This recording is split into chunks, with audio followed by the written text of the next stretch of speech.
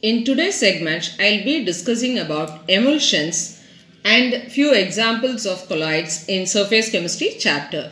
First, let us discuss about emulsions. What are emulsions? They are nothing but liquid-liquid colloidal systems. That means the dispersion of finely divided droplets in another liquid. For example, if a mixture of two immiscible or partially miscible liquids is shaken, a coarse dispersion of one liquid in the other is obtained, which is called emulsion, and generally one of the two liquids is water. There are two types of emulsions. One is oil in water type, the other one is water in oil type. In the case of oil in water type, the dispersion medium is found to be water, and in the case of water in oil type, the dispersion medium is found to be oil. Let's see the examples of oil in water type and water in oil type. The examples of oil in water type are found to be butter and cream, and the examples of water in oil type, where oil is found to be the dispersion medium, examples are found to be milk and vanishing cream. Milk and vanishing cream. In milk, liquid fat is dispersed in water. In the second system, that is water in oil type, oil acts as a dispersion medium. Emulsions of oil in water, they are unstable and sometimes they separate into two layers on standing. For stabilization of an emulsion, a third component called emulsifying agent is added. So what is the need for emulsifying agent? That is to keep the emulsion stable. And the emulsifying agent, it forms, what is the role of the emulsifying agent? It forms an interfacial film between suspended particles and the medium. And the principal emulsifying agents for oil in water type are proteins,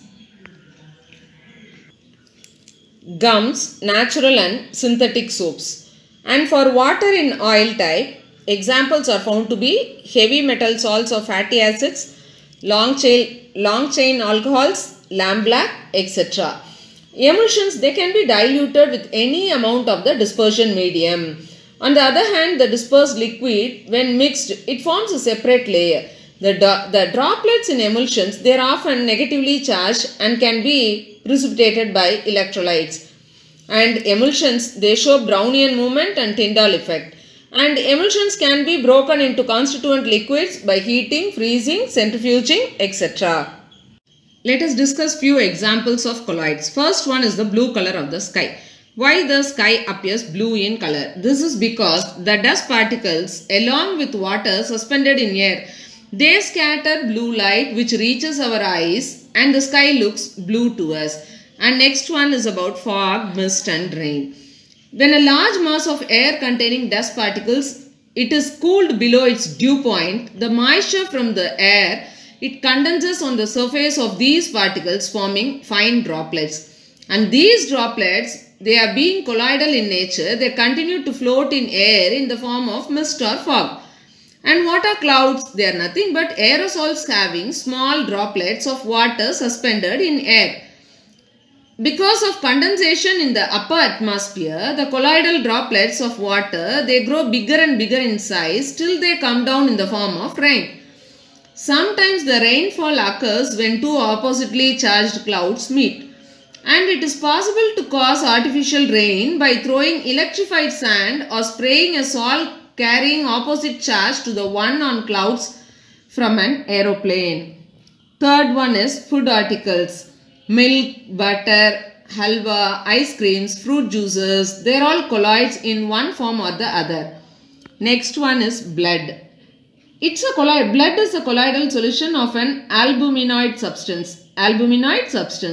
And the styptic action of alum and ferric chloride solution is due to coagulation of blood forming a clot which stops further bleeding.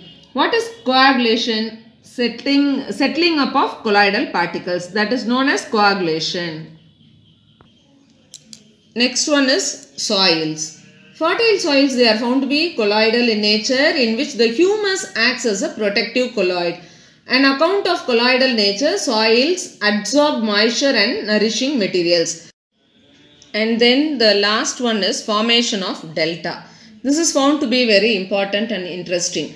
River water is a colloidal solution of clay. We all know that. And seawater contains a number of electrolytes. When river water meets the seawater, what happens? the electrolytes present in the seawater, they coagulate the colloidal solution of clay, resulting in its deposition in the formation of delta.